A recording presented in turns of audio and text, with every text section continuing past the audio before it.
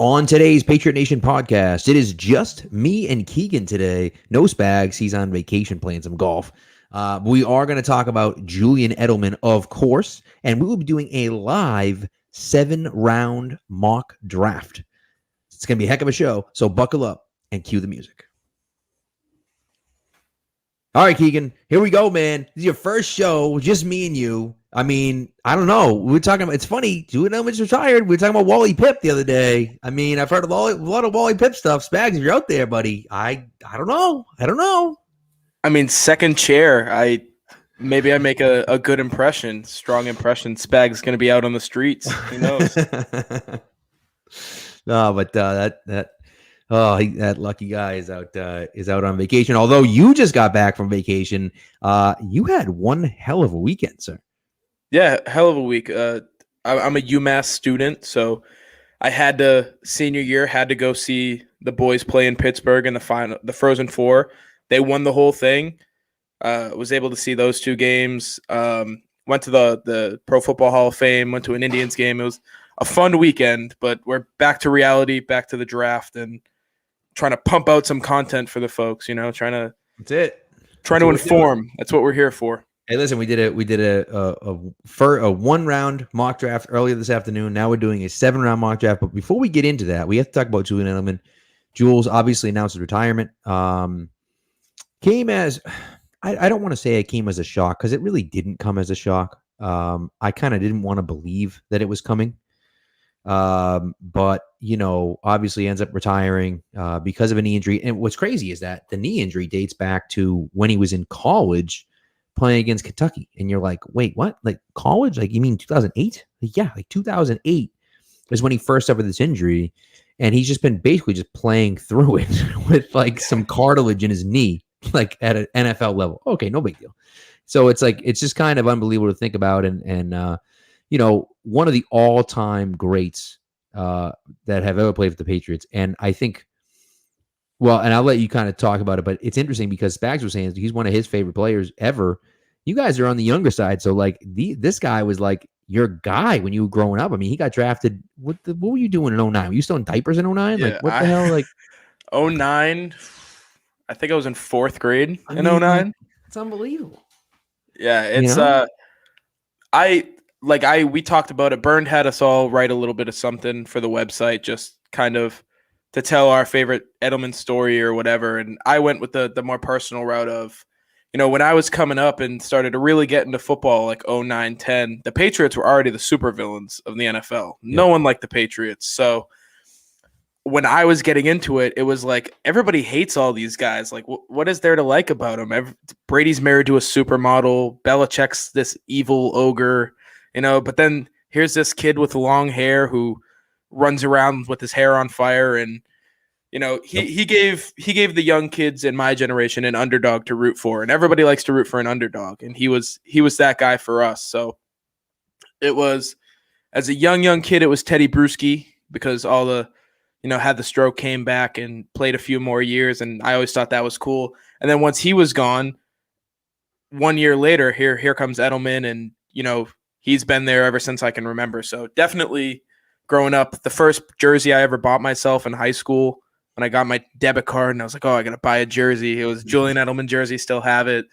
Just I don't think there's a more lovable player that's come through in the past decade than Julian Edelman. I mean, there can't be. Yeah. And you know what? And so many people have written so many different things, but like, I just think the way he played the game is a way that not many people play it. Just and it's funny you mentioned Bruschi, because the sign that used to hang up at Gillette said full tilt, full time, right? And it's the same thing. I mean, Edelman played the same way, 110% every single second of every single snap. I mean, just like he didn't take a play off, and whether that was in the punt return game, and like the last few years, it's been like, get him the hell off the freaking punt return. Like, he's gonna kill himself out there, and it's like, nope, he's just what he does, and he's one of those guys. And look, we'll get into the Hall of Fame discussion, but what he was able to do here, and especially, as an undrafted free agent, as a 7th round pick, coming from playing quarterback in college to now making the transition to wide receiver. And then what really strikes me the most about it is 2013, His contract runs out. He leaves. The Patriots say, "Look, go and go see what's out there." Right? He goes out looking for a job, and he gets nothing. Bupkis, right? He gets nothing. The Giants offer him a veterans minimum contract, and the Patriots say, "You know what? We'll give you a veterans minimum too." Like, what the hell, Mm-hmm. And then he comes in, dominates in 2014, has the unbelievable Super Bowl, and then of course they give him like a 4-year contract, and he gets a few contracts after that. But like he was gone. They would just let him walk for nothing, and he came back on a veterans minimum contract, and then put together that 2014 season, and the rest is history. And it's just kind of like it's unbelievable to think he went his entire rookie contract without really making much of a dent offensively. It's really unbelievable. Yeah, it was a bit of a slow burn, starting out, because right away you had Welker. Welker was already the best slot receiver in the league when Edelman was drafted. And I think, when we talk about draft stuff now, especially me, I've talked a lot about developing, kind of these project guys behind the talent that you do have. And he's one of those original guys. They had a talented slot receiver, the best in the league, Pro Bowler, All-Pro guy, and they said, this kid's got a little bit of that in him. Maybe we can kind of turn him into that and see where it goes. And it didn't work fully. I mean, he had a great rookie year. If you really look back at the rookie numbers for a 7th round quarterback, that's a hell of a rookie year he had. And then 08, 09, or 9, 10, 9 was good, 10, 11. He didn't really play much, specifically in 11 when Gronk and Aaron Hernandez and Brandon Lloyd came in, And he was playing slot corner in 2011, for God's sakes. Yeah, exactly. So he was on the defensive side of the ball. So he was kind of just like they threw him out there because he knew how to play football, but they didn't really have a spot for him. But like you said, eventually he kind of carved out a role for himself. I mean, it was supposed to be Danny Amendola, right? And that was his job. Yeah, Wes left, and they gave the money to Amendola, and it didn't quite work out early on because of injuries, and then Edelman took over, and that was his job, clear through until a couple of days ago when he retired. So slow burn, but one of those guys who I don't think anybody has ever outworked Julian Edelman. He's any locker room he's in, he's the hardest worker, and he's gonna find a role for himself. He's gonna find something to do, something to make sure that he was of value to the team. That's what I think of when I think of Julian Edelman. Just somebody who wants to be valuable to the team. Absolutely, and I think what Belichick had to say about him and what Brady had to say about him, what Kraft had, like, when you hear the things that people have to say about him, that's what gets me going, is like to think about the people around him that were around the best in the world that can appreciate his greatness and what he brought to the table and how he fought every single day. And so, I really think that speaks volumes. Now, as far as the Hall of Fame is concerned, listen, he doesn't deserve to be in the Pro Football Hall of Fame. He doesn't have the numbers. However, they did it with Lynn Swann. Joe Namath is in there for one goddamn game. One game. Now, it might be the most important game in NFL history, right? But it's one game. Okay? For those of you that don't know, look up Super Bowl III. Everyone knows Joe Namath, but back then it was AFL versus NFL, and the NFL was like unbeaten, could never beat them. The Packers stomped the first two opponents in the AFL in Super Bowls 1 and 2, and then Namath guarantees a victory before Super Bowl III, and then they win in Super Bowl III against the Colts with Johnny Unitas and the wide not Chuck Fairbanks, the wide receiver who coached the Patriots. Raymond Berry. Thank you, Raymond Berry. And, so they were unstoppable, and they won after he guaranteed a victory, right? So it was like this unbelievable thing, but it's like, dude, it's one game. Like, he finished his career with more interceptions than touchdowns. But either way, right? What Edelman did in the postseason is unmatched, right? Obviously, Jerry Rice finished with the second most catches of all time, second most catches and receiving yards of all time, behind only Jerry Rice. And the impact that he had on games, obviously won the MVP in 53, but in 49, man, what he did against the Seahawks secondary in 49 was unbelievable. I mean, the 3rd and 14 catch over the middle, getting absolutely annihilated by Cam Chancellor, and then on the same drive, a 3rd and 8 completion as well. I mean, man, he was unbelievable in those moments. Yeah, I mean, they don't win any of those 3 Super Bowls without him, really. You can go back to the game-winning touchdown catch against Seattle, the the shoes or whatever against Atlanta, being the MVP of the game in 53 against LA. You can make an argument they don't win any of those three without him. But for the Hall of Fame argument, I'm a strong believer of the Hall of Fame's kind of a joke in every sport. They just can't seem to get it right. Like I'm a big believer in the fact that Terry Bradshaw was a dog shit quarterback and he shouldn't be in the Hall of Fame just because he was dragged to win 4 Super Bowls. Right. So a lot of like team success doesn't really play into it for me unless you're a quarterback who led the team to that success. You know, you were the catalyst of those teams. I don't think he's a Pro Football Hall of Famer just because I think that's a place that should be held for the elite of the elite, the top. You need to be a top 5 player at your position for multiple years. Personally, that's just the way I look at it. Right.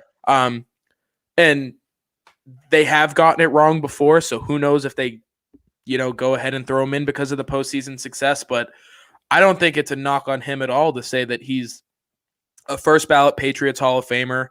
One of the best players at that position that we've seen in a long time. I wouldn't say he's one of the best just because he's not really a true slot receiver. He did a lot of other things. One of the best punt returners of all time, but that's not a spot that you put in the Hall of Fame. Right. But it's no knock to say that he's a first ballot Patriots Hall of Famer, one of the top probably 10 players in the history of the franchise when all is said and done in his career. So, yeah, it's tough because the guy just retired and you don't want to say he's not worthy of something. But that's the fact of the matter. That's just the way it is. The hard thing for me, right, and I think this is what people have a hard time reconciling with. And listen, if your opinion is he doesn't belong in the Hall, I don't have a problem with that. What I do have a problem with is people coming out saying he stinks and he's no better than this guy. I mean, I heard someone say like, Randall Cobb was better than him. I'm like, Randall, no, dude. Someone was like, he'd be the 5th best receiver on the 2011 Packers. I'm like, dude, shut up. Like, come on. Like, that's just, Donald Driver and what's it, Jordy Nelson. And I'm like, no, stop it. Like, just stop. Greg Jennings. Right. Like, come on, dude. Like, he's better than all those guys. But people don't want to give him his due because he was a small slot receiver. They look at him and they say, your prototypical guy is those Calvin Johnson, Julio Jones, those guys, right? Where you're like, that's a man. You know what I mean? Like, and that's not Edelman. But that doesn't mean that Edelman can't be great as well. And so as long as you can appreciate the greatness, the hard thing for me is that I just feel like they played in 5 out of 7 Super Bowls, right? Now, he didn't play in one of them because he was hurt. But they played in 5 out of 7 Super Bowls and won 4. And that's his Brady. I'm sorry. They played in 4 out of 6 Super Bowls and won 3 of them.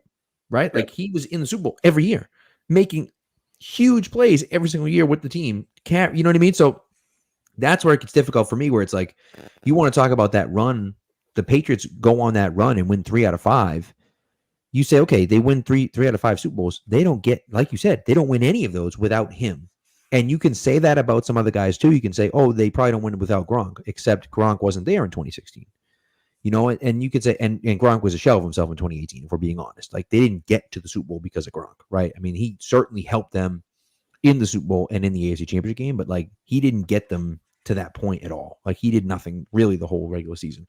But like beyond Gronk and Brady, there's nobody else that's more important to the team in these last 3 Super Bowls than Edelman. And so that's where it becomes hard to say, okay, yeah, I guess he's not a Hall of Famer, but like the importance of him. And I guess you could make the same case about Devin McCourty and guys like that. Like McCourty doesn't belong in the Hall of Fame, but like, yeah, I mean, the example that I kind of fall back on, I would put him and Dante Hightower in the same category.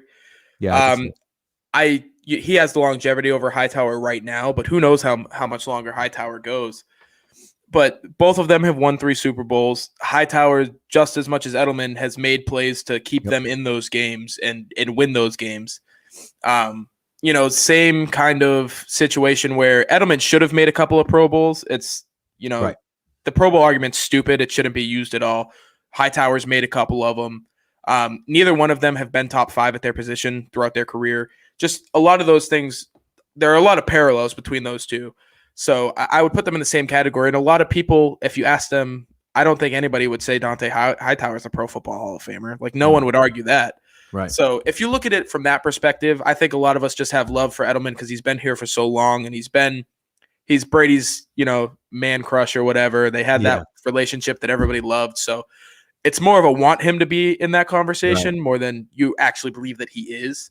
But like you were saying earlier with the, I just lost it. You were mentioning, you're mentioning something about Edelman. It's like, it's one of those situations where you want him to be there, but he's not quite there. So don't diminish the things that he did do. That's it. Just recognize that he was good. You don't have to say that like he belongs in the Hall of Fame. Just give him the recognition he deserves. You know what I mean? Like, there are great players that don't deserve to be in the Hall of Fame. He falls in that category. He was a great player, just doesn't deserve to be there because that's reserved for the very best, the tip top players that have ever come through the league. Right. And I wouldn't be surprised if at some point, like through a veterans committee or something like that, he gets in simply because, like you said, he has the punt return as well on top of that. So he's got the receiving, he's got the playoff numbers, and he was a great punt returner as well. So, you can kind of, with all those things combined, I guess maybe like a veterans committee at some point, 20 years from now, whatever, can throw him in or something. But, I think that realistically, he doesn't necessarily belong in the Pro Football Hall of Fame. That being said, like you said, first ballot, like the first year it comes up, he's in the Hall. Like absolute first thing, like 5 years. He's one of those guys where you wish they didn't have the 5-year rule, because how great would it be in September to trot him out there and kind of give him his flowers when it's fresh. Which they will, by the way. He will have a game at halftime where they honor him and say, absolutely, So, which will be nice. I want him to run out. I miss that, man. Just being at games and seeing him sprint out past everyone, it was so dope. And he would my favorite part about him, he's a lunatic, is that like the Army guys would run out with the flags first, and then they would come out, and he would come out of the tunnel, and he would book it because he'd want to beat those guys in the end zone. He'd hit the end zone before they'd hit the 50. He was like doing the 100-meter dash. He was crazy, man. He was crazy. And I did. So I ran the finish at the 50, which is like a 5K/10K. I only ran the 5K, but you kind of run all around the stadium and stuff, and then you finish at the 50-yard line.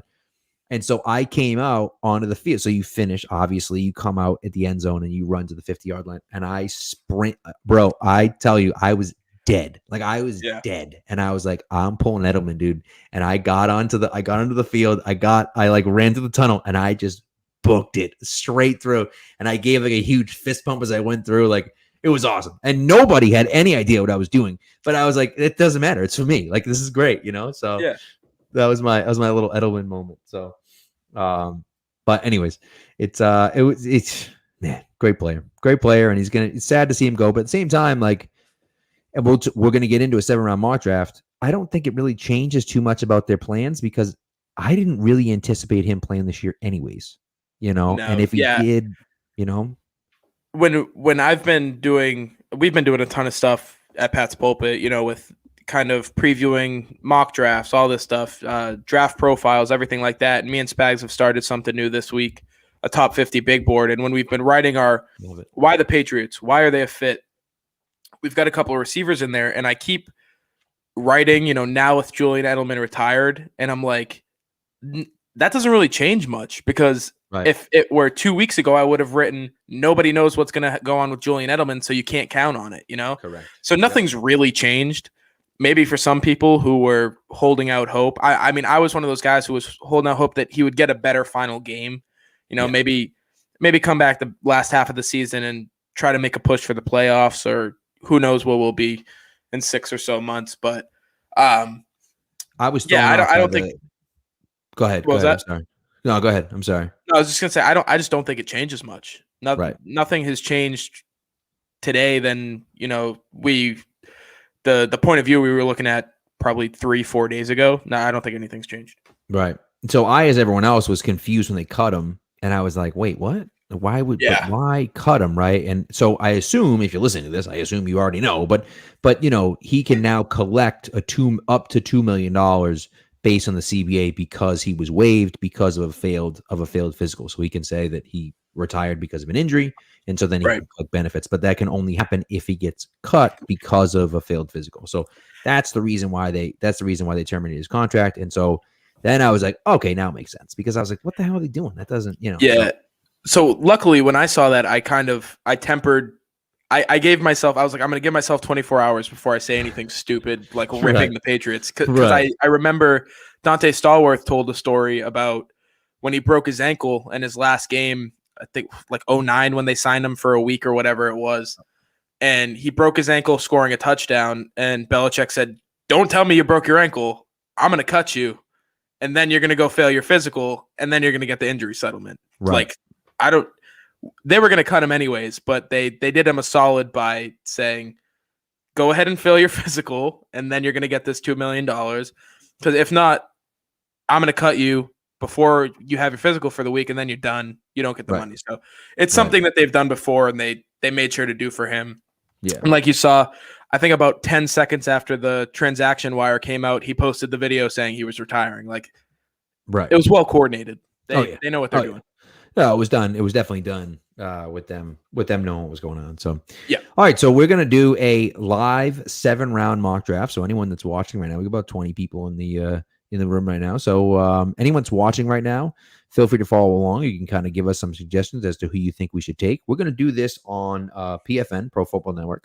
We're doing a 7-round mock draft. Here's what we're gonna do. I'm gonna do it fast. So in other words, we're not trading up. Okay. Starting at 15. We're not trading up. And then we'll see what happens from there. All right. Because listen, as much as we'd like to trade up, okay, we trade up all the time. This always happens, right? We're always trading up. So like for once here, we're not going to trade up. We're going to play it at 15 and we'll see what happens. If one of the guys drops, and then we'll see what happens. We don't have the time tonight for the trade back. So exactly. That's it. Yeah. So, all right. So here we go.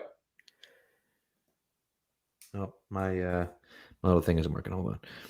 Oh, never mind. It was working. Look at that. Here we go. All right. No big surprises here. Oh, Surtain went early. Yep. Top 4 picks for quarterbacks.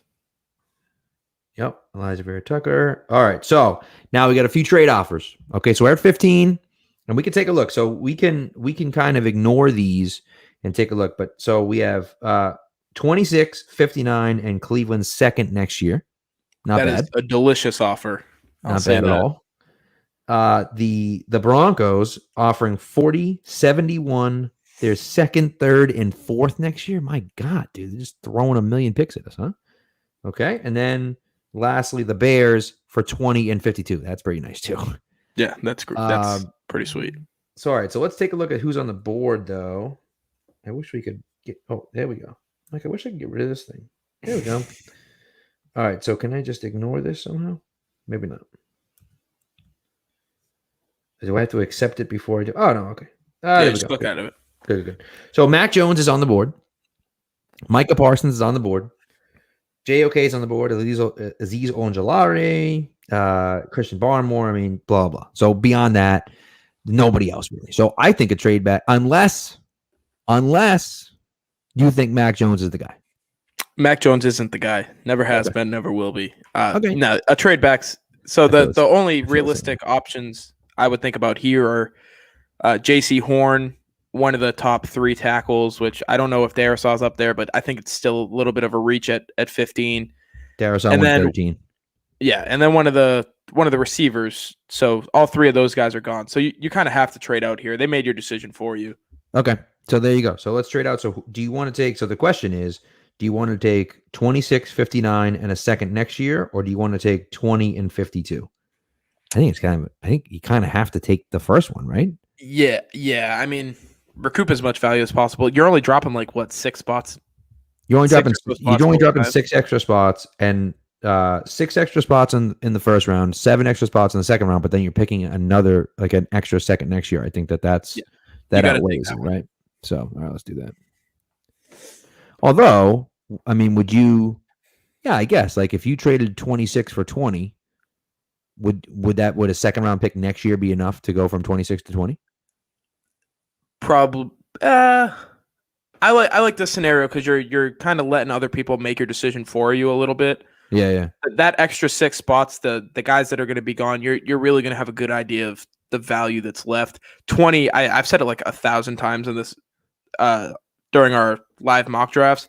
from 15 to 25 is a wasteland. There's nothing good there. Right. You don't That's a want to be good point. picking there. I So like that. All right, so let's do that. So we'll take this one. So we're going to Cleveland, 26-59, and their second round pick next year. Which, by the way, interestingly enough, is a very similar to what I took in my latest mock draft for the Patriots.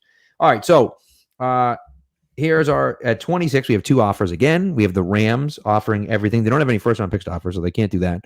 But for 26, they're offering 57, 88. They're next year's second, next year's third, and Miami's seventh next year. My God, dude, that's a lot of picks. All right, and then the Giants are offering 42 and 76 for 26. So let's see who's available on the board. So at the top, we have Travis Etienne. No, thank you. Jamin Davis, Joseph Osai, Creed Humphrey, Zaven Collins, Tevin Jenkins, Jason Owe, Trevin Morig, Terrence Marshall Jr. I don't know. I like the idea of pulling a Belichick and moving back twice.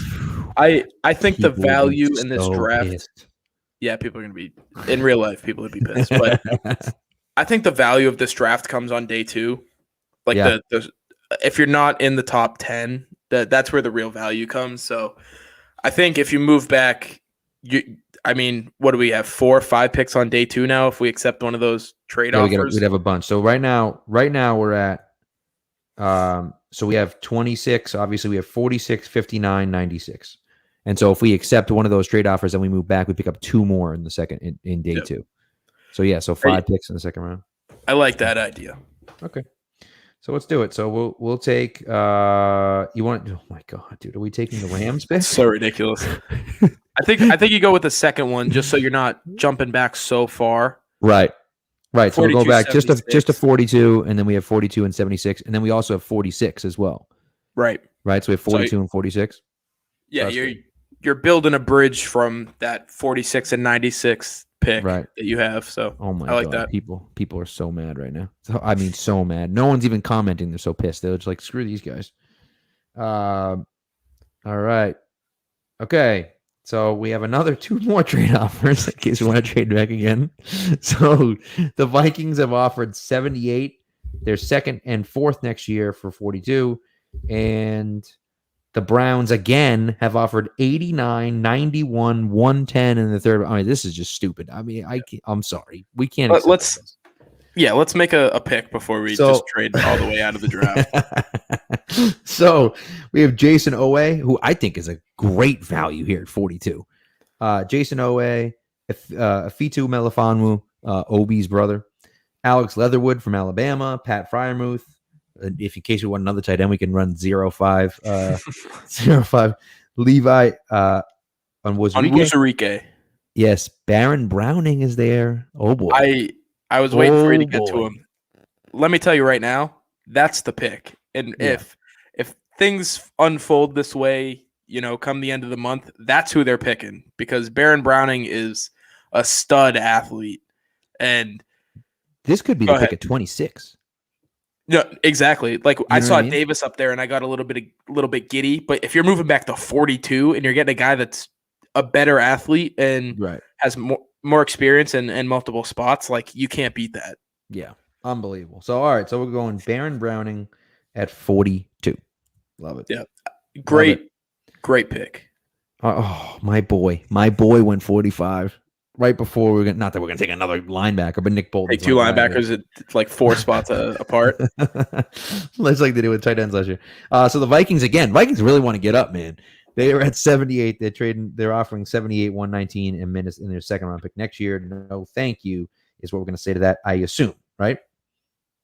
Yep. That's what I assume. At least I'm gonna say no.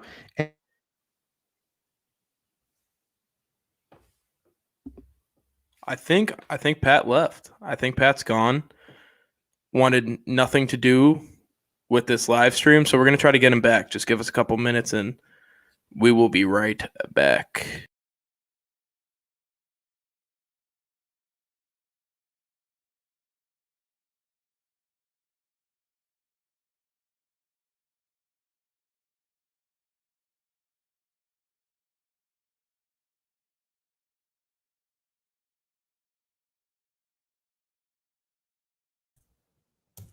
And we're back. We're back. Sorry about that, people. Yeah. Okay. Let's go back to sharing screen here. Technical difficulties. It happens to the best of us. Dude, I'm like, what? I'm like, why can't I click on this? And I'm like, I got a and I text. looked up. I was like, oh no. I got a text from a viewer. It said, "Oh no, I was watching. Bad news." All right. So all right, we're back. We're live. We're back. So, oh boy, I don't know, dude. Yeah. Elijah Moore is still there at 46.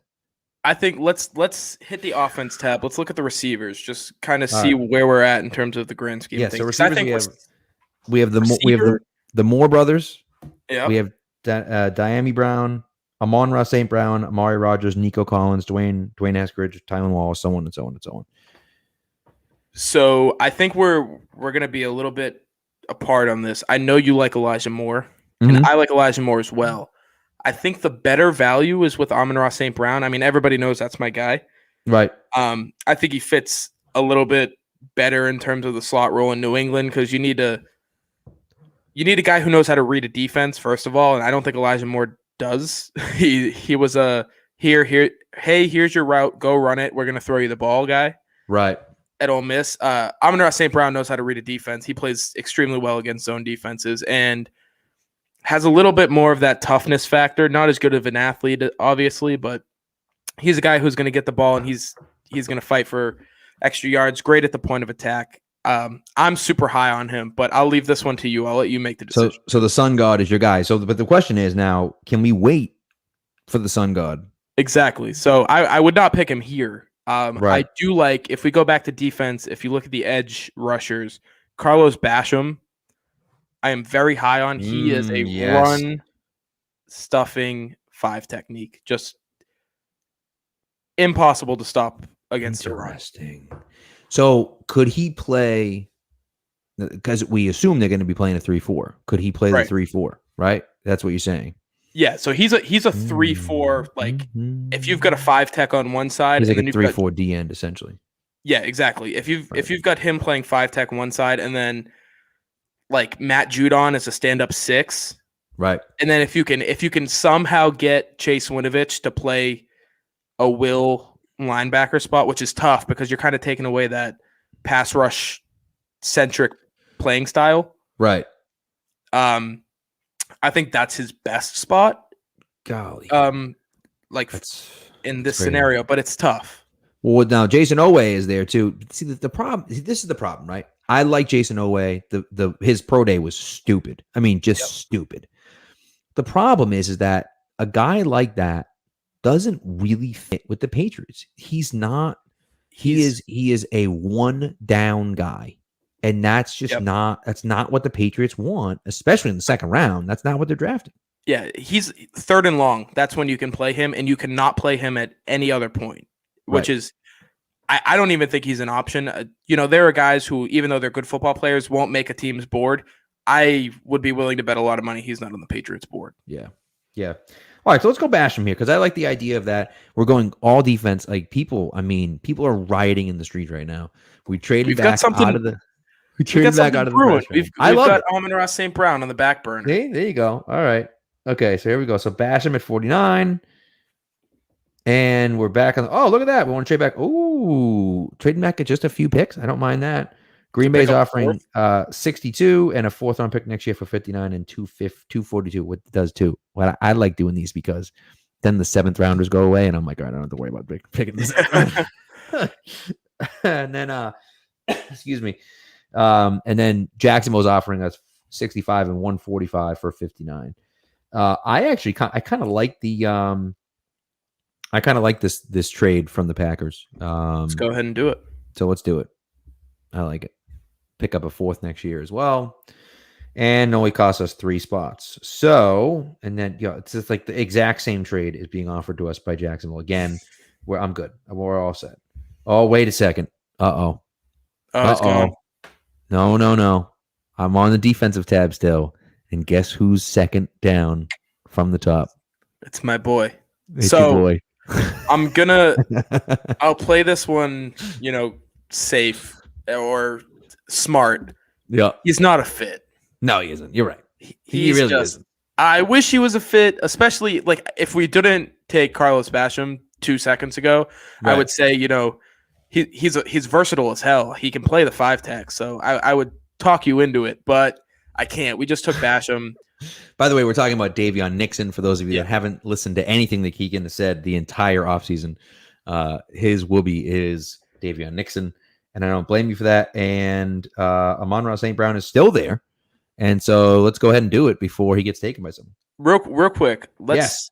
I want to see what is our next pick after 62. So that's a good question. That's a really good point. Our next pick is 76. So we're what at is 62, Amon-Ra we're at St. Brown 76. ranked? 72? Yep. So we're going to be cutting it awfully close. But are you looking at someone in particular? I'm thinking just like offensive tackle. I want to see who's left. Eichenberg is there. Excuse me. Eichenberg, Spencer Brown, Walker Little, Jalen Mayfield, Brady Christensen, Jackson Carman, and then Deontay Smith. Now you start getting into it's like some of those project type guys. Yeah. You know? I mean, I think I like Mayfield probably in this spot if we were to take one. I really like Spencer Brown late, like a fourth, fifth round option. Yep. I don't know. He won't last that long here. They have him ranked a little high, but I think here taking a tackle just because the situation at tackle right now, you've got 2 guys on 1-year deals essentially, right? And then you're going into next year with Jalen or Justin Herron and Michael Onwenu and Yadni Kajus if he ever plays football. So right, I think you kind of have to take a tackle here. It's not a bad idea. Certainly not a bad idea. And even still, right? So even if the Sun God is gone, right? Rondell Moore is there. He'll most likely be gone. Diami Brown is there. Amon-Ra. And then my boy, my 2 guys, Amari Rogers and Nico Collins are both still there too. So I do like the idea. Now, if you like Mayfield better than the other guys, I think it makes sense to go ahead and do that because I'm okay with Amon-Ra, Amari Rogers, or Nico Collins. Any one of those would be fine with me. So I think it makes sense. Let's go Jalen Mayfield here. And we'll start stockpiling some assets on the offensive side of the ball as well. Right. So, all right. So Mayfield gets taken there. Rondell Moore gets taken right away. Amon-Ra did go in there, but son of a bitch. But if you look at what's there, so we got one trade offer, but we're not even look at that. No. So if you kind of come back, Rondell Moore. So this is what's interesting, right? Rondell Moore goes, Quinn Miners goes, Amon-Ra goes, Diami goes, Joe Tryon goes. He's an interesting prospect as well. Again, not really a fit here though. But what's interesting is that we took a tackle, and in between that pick and this pick, Eichenberg went, Walker Little went, and Spencer Brown went. So 3 tackles went in between. So great decision there to take a tackle because now the best tackle rated on the board is Brady Christensen. So, and again, not to throw shade on Brady Christensen, but like we're down the list as to where we wanted to be. Yeah, I mean, are you taking the 11th best tackle on the board as your swing guy and possibly somebody who's going to make some starts this year? No thanks. Yeah, not ideal. Not ideal. So I mean, I think we should go ahead and take my boy, Amari Rogers. Yeah. And listen, this is very cyclical for anyone that's listened to me talk about Amari Rogers. He's a kid of the Brady Six. Like he is a child of the Brady Six. His father was a member of the Brady Six. T. Martin. Yeah. T. Martin. Sorry. T. Higgins is the wide receiver. I'm like, wait, what? T. Martin was his dad, who was T. Higgins was his teammate. That's true. Good point. See, was a member of the Brady Six, and now that's his dad. So like, it's pretty cool. So honestly, the thing with Amari Rogers is that I just wanted to play for either New England or Tampa. That's all. Just have him play for New England or Tampa. Like it really should be that way. So, but Amari Rogers is the pick here, and I love it. I swoon at the thought of Amari Rogers. He's another guy who's like a great fit. Kind of. Yeah. He's tough as nails. That's a running back who plays like slot receiver. He's a damn tank. So I really like that pick. Love him a lot. So 2 trade offers. The Colts are not moving all the way back. I'm sorry. I'm not doing that. And then Detroit is offering 101 for 96, but I mean, like, what are we doing? Not getting anything out of it. There's no reason to do that. So all right. So let's see. Offense, defense. What are we thinking here? Brady Christensen's the best available now. do we want to start looking at a quarterback, perhaps? Davis Yeah, I mean, Mills. so Jamie Newman is ranked 160. Is that 7? Yeah, 167 that's a hell of a value for Jamie Newman. He'll go sooner because he's a quarterback. right. We're at, what are we at, 96 here, and then what's our next pick, So 120? we're at 96, and we have 120, 122, 139, 177, 188, and 197 to close it I out. think taking a quarterback top 100 is a little early, Yeah. if you're not getting one of the top I was going to say, five. unless we get one of the top 5 guys. Right, so I think it's a good move here to maybe double dip at wide receiver. Ooh, I love that. And now, see, we're making the people happy. The people are coming around. They're coming around on the draft. They're like, okay. They're like, all right, we're back in. You reel me back in. Now the question is, if we are going to double down, we have Dwayne Eskridge, Dylan Wallace, Tutu Atwell, no thank you, Amir Smith-Marseille, Marquez Stevenson, Seth Williams, Jalen Dart, and Demetric Felton, who I think is a running back, but either way. Yep. Anthony Schwartz, who is just like, go run. Okay. Yeah, run fast. a track star. Sorry, bro. He's not a wide receiver. I mean, fine. I get no problem with him, but he's a track guy.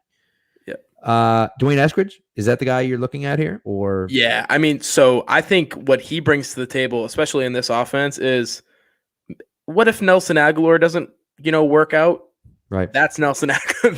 Yeah, A little bit shorter, a little bit stockier, but plays a very similar game. And I think the more of those guys that you have, especially in a year that we're kind of going into where we have the receiving core is like, we haven't seen any of them play football. Yeah. So I think it's a good shout out to get kind of a lot of guys who have similar skills and see kind of who the best one is. Right. Well, this is the thing. I mean, listen, if you're at 15 and Jalen Waddle drops you at 15, like, sure. Okay, Right. fine. Devonta Smith drops you at 15. Okay, I'll think about it, right? Like, but, realistically now, it does make sense to kind of play this out, whereas you're throwing darts at the dartboard, right? You're just saying, hey, Amari Rogers, good player. I feel like he can contribute. Boom.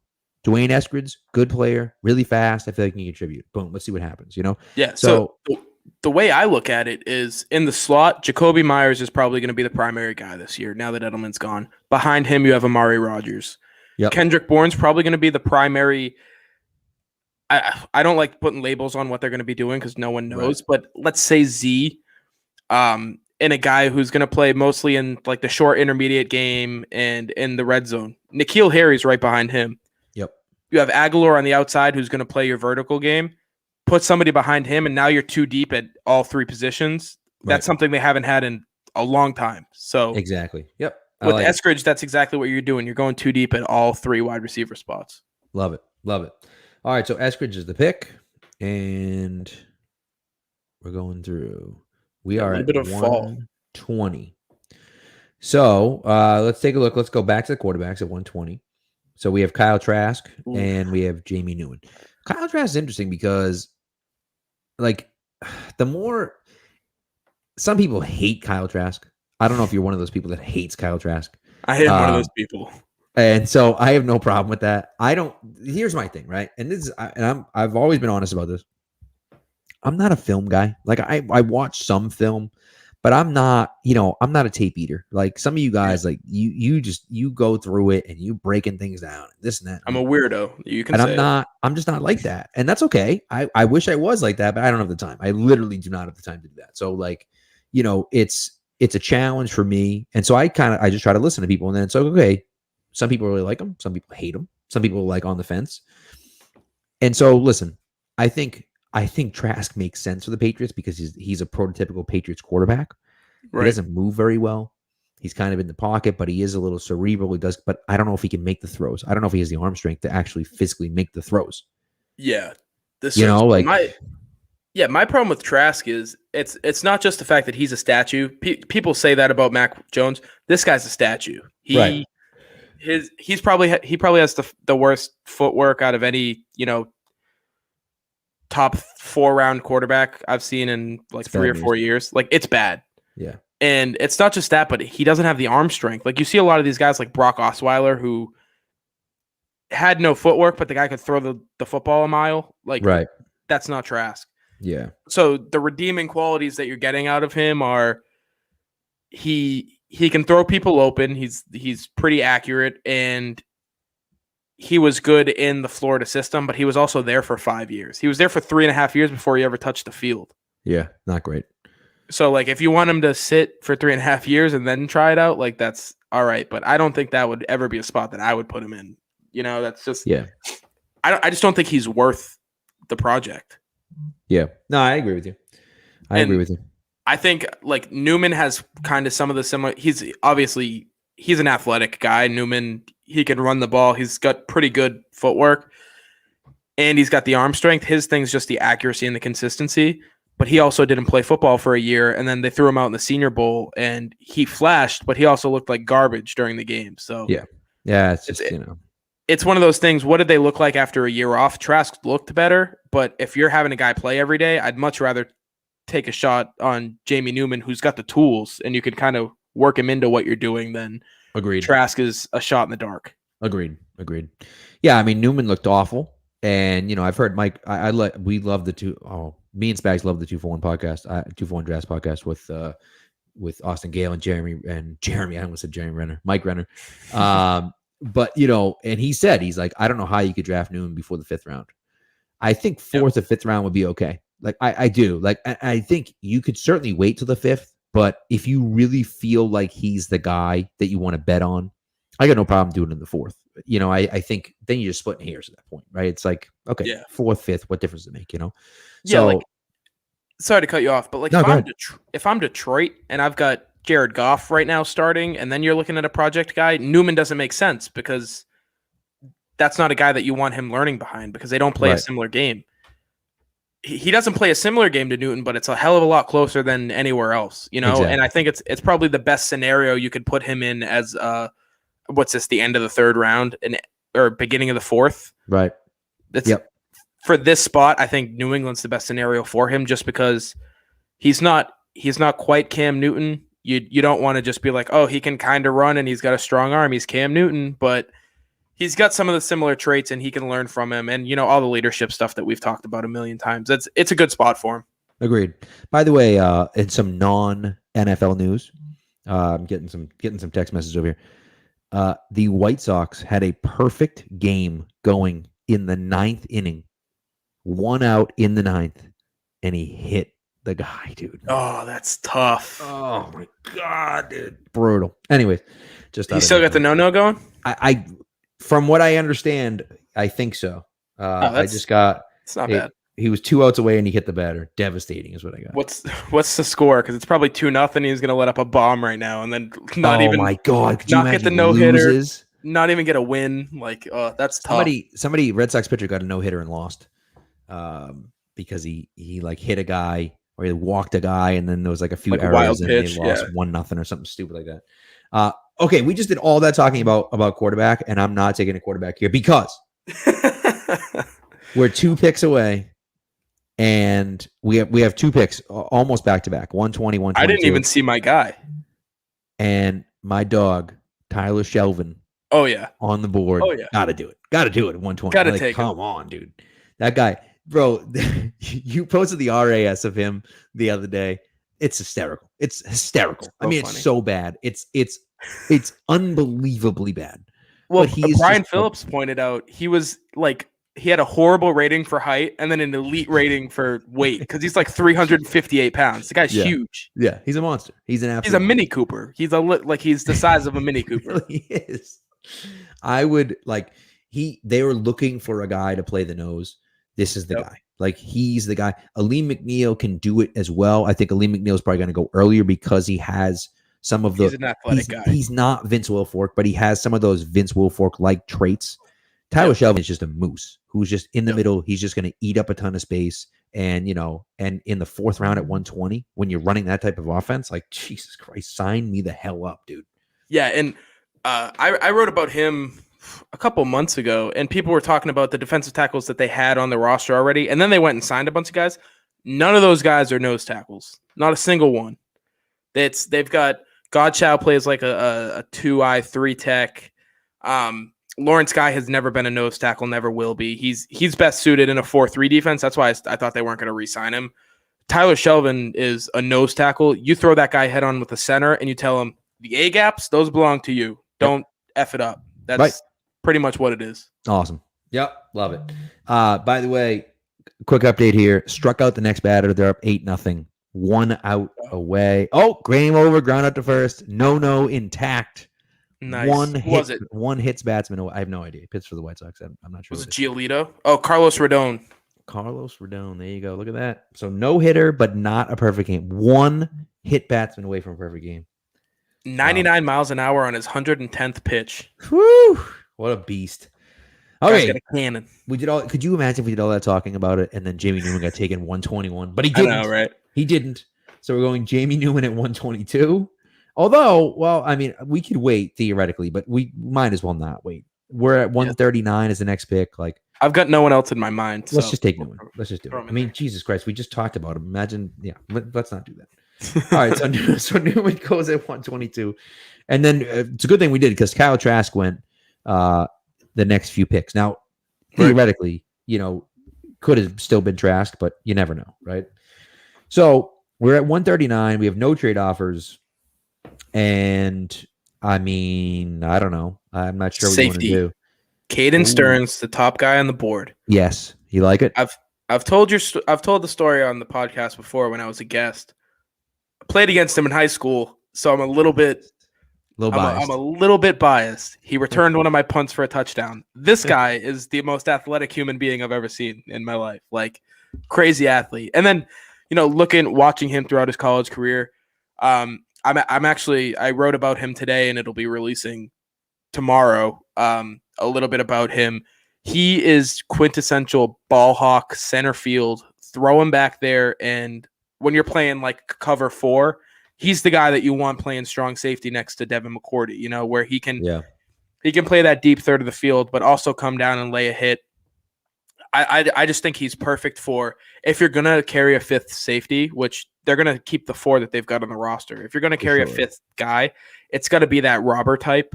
Yep. I mean, his comp is Daron Harmon, and that's the role that Daron Harmon played. So Daron Harmon here, I remember when he was a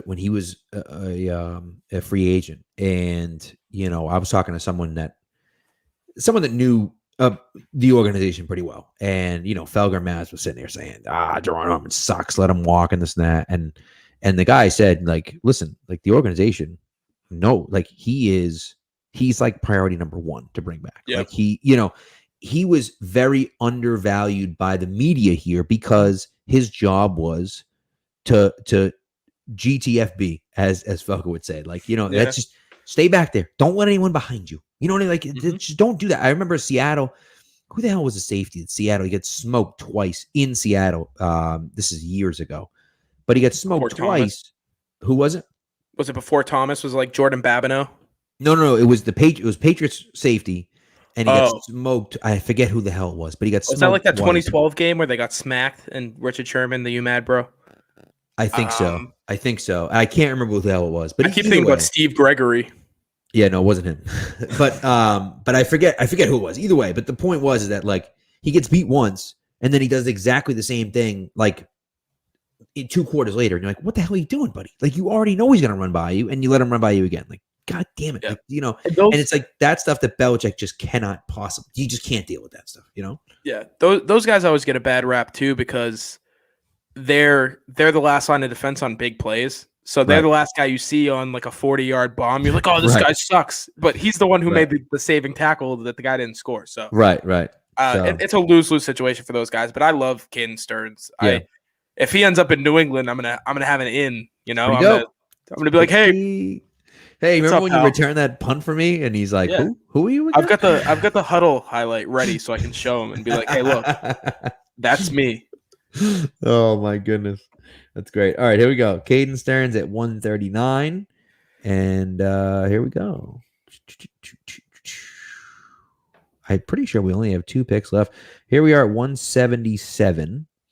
And so we have 3 picks left. 177, 188, and 197.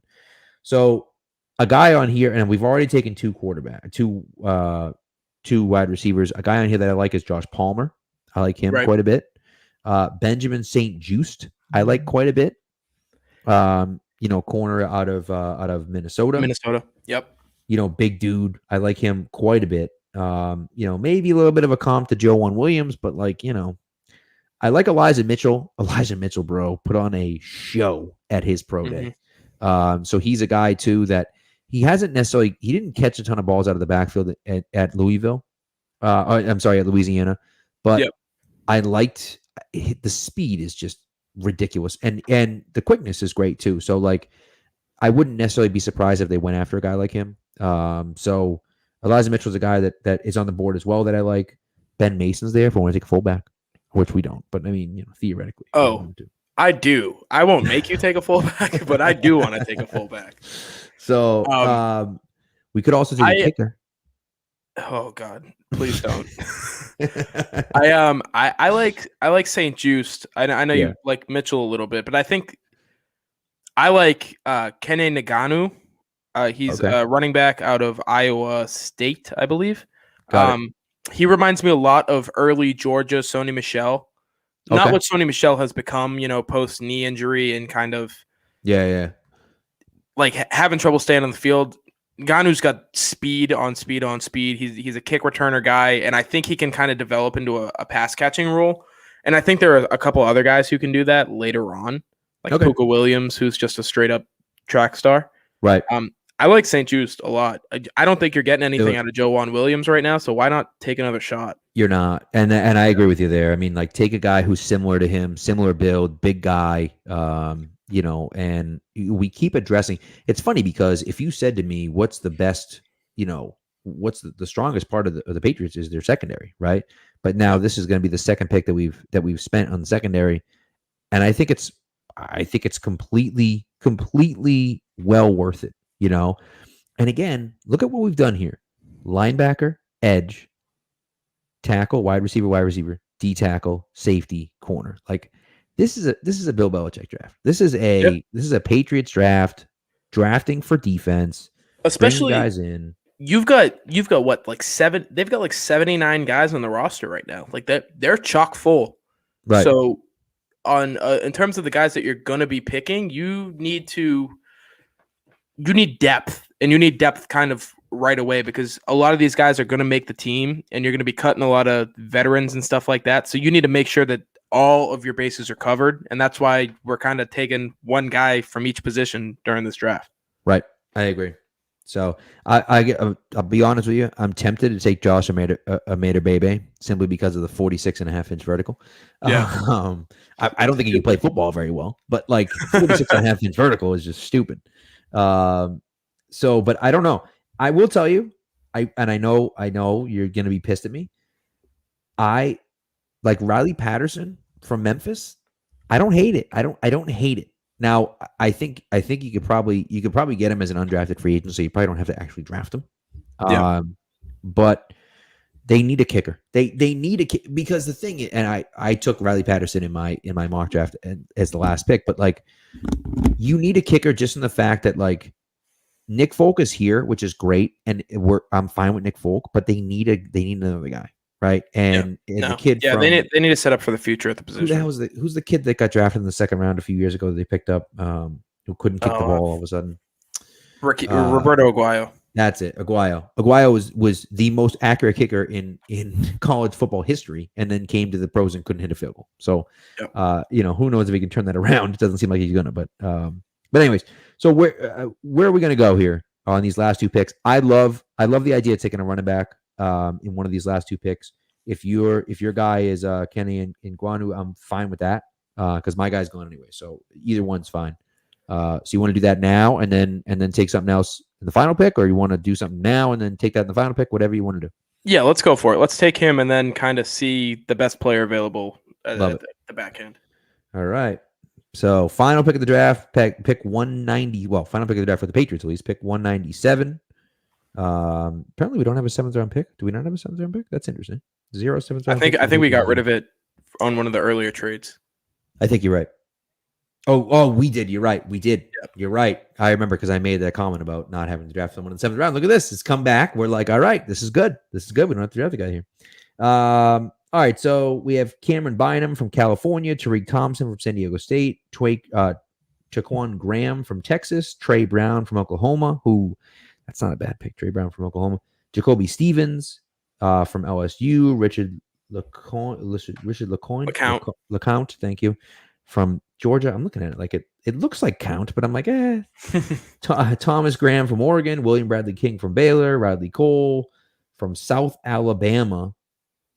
And then on the offensive side of the ball, we have Larry Brown from Missouri. No, that's not right. Larry Barham from Missouri. Frank Darby from Arizona State. Jimmy Morrissey from Pittsburgh.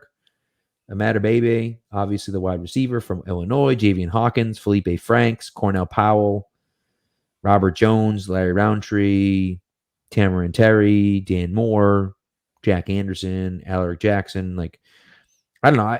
Offensive line, I just feel like offensive line at the end of the draft is where the Patriots usually go.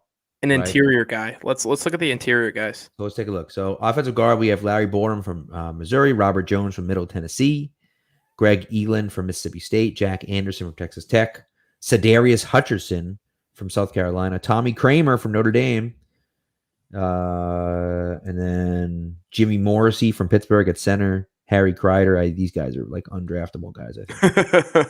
They're like rated 350. I mean, my God, dude, 350. Yikes. Larry Borum's the highest rated. I don't know if that means anything to you, but yeah, I'm thinking, is Ben Cleveland? Do you see his name anywhere? Did he get drafted already? I'm pretty sure Ben Cleveland already got drafted. Okay. I'm gonna be honest. He's the only interior guy that I would know this far back. Right.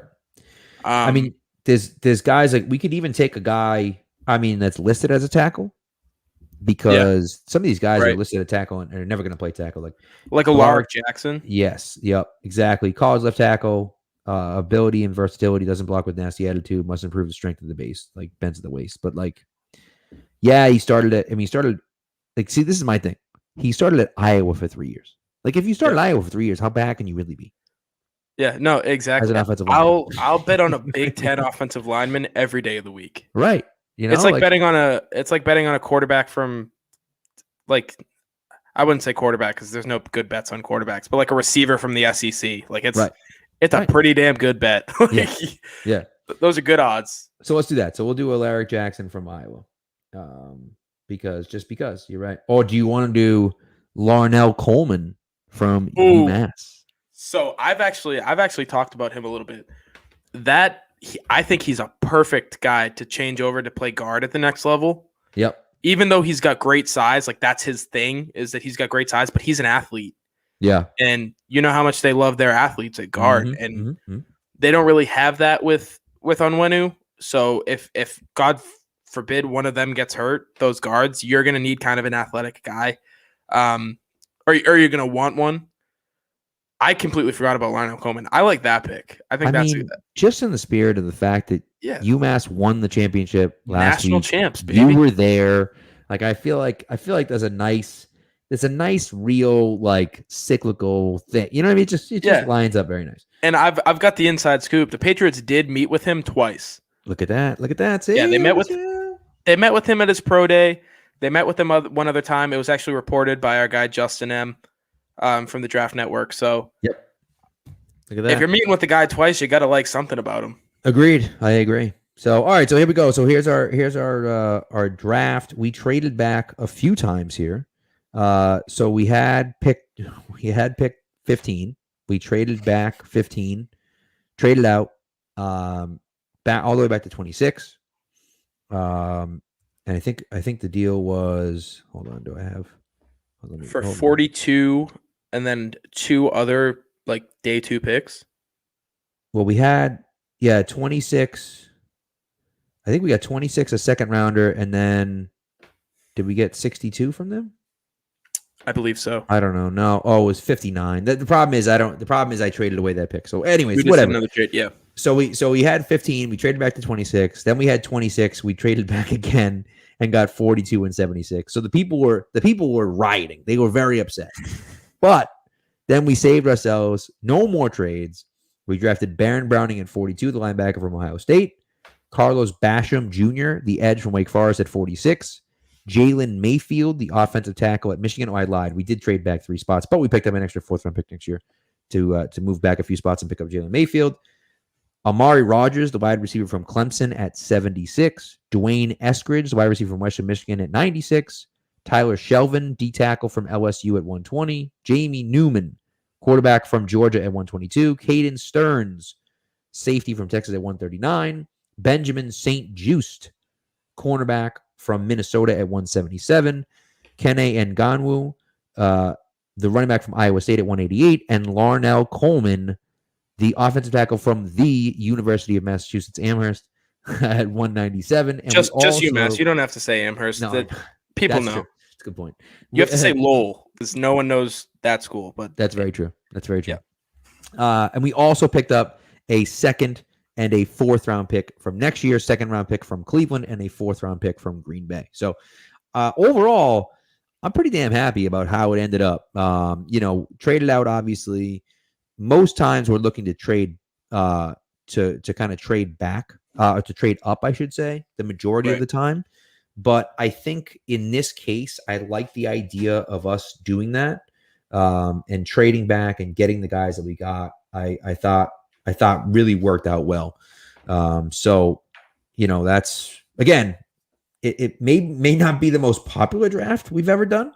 Probably won't be, right? But I really enjoyed the way it went. So no, yeah, I think it's a really good kind of prediction that they're not going to double dip too much. Maybe at receiver, but not really any other position. Just build up the depth as much as possible. That's what we're really looking for right now. So, yep, I agree. Yeah, they did a good job. What we pick? 11 players at 10 different positions. I think you're right. Yep. Yeah. I mean, that's exactly what we're looking for. And again, we are kind of up against it. Round of applause. We are kind of up against it as far as like the number of people on the team. So, but yeah, like you said, depth. Like that's what we're doing, So I like it. And you're building for the future next year because you picked up an extra second rounder and an extra fourth rounder. So you got some picks to play with next year too. So all right, I think that's gonna do it for us. This is a lot of fun. And I mean, I don't know. Old Wally Pipp's coming back next week. We'll see what we'll see what happens. I mean, that was the first game. We'll right. We'll see it. I mean, hey, you never know, right? Like 2 for 4 with a double and a dinger. I don't know. I don't know if you can bench that guy. So we'll see. Just, we'll keep you active for the next few weeks, and then we'll just see what happens. Right. Spags gonna be playing for his job when he comes back. So, so anyways, that's all we got. Thanks for listening, guys. Thanks for coming out tonight. We appreciate it, and we'll talk to you soon. When you listen to this, if you listen to this on Friday, we are less than 2 weeks away from the NFL draft. Let's go! Like I'm very excited about this. Best time of the year. It is, absolutely is. So, all right, guys, have a great night, and we'll talk to you soon. See you.